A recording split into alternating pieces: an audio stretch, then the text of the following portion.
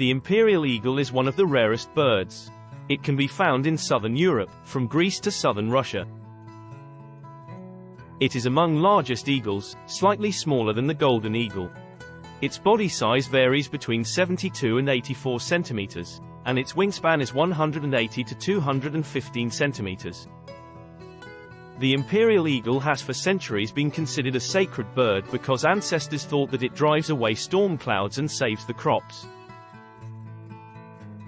Its popular name is the cross eagle, because of the epaulette-like white spots on its wings which are visible in flight. The imperial eagle builds its nest in trees, and the female lays 2-3 eggs, which are incubated for up to 44 days.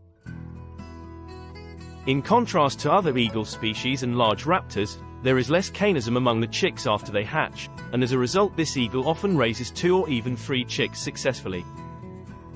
Its nests are called eyrie due to its large size and inaccessibility to intruders.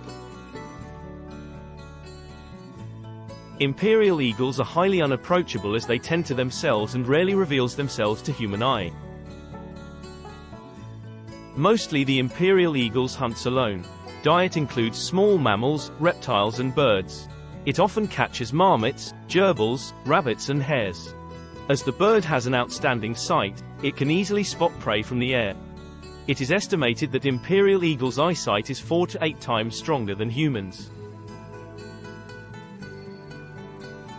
The imperial eagle is, for the most part, a solitary species. The one exception to this is seen during migrations. Each eagle will leave individually, but there is a tendency to gather into loose flocks of 10 or more once the journey has begun. During migration, the imperial eagle has been known to travel up to 8,000 kilometers in about 6 weeks to reach their new quarters. The imperial eagle is classified as endangered at the European level, and vulnerable at the global level. There are several threats to its survival, and habitat alterations are probably the most critical.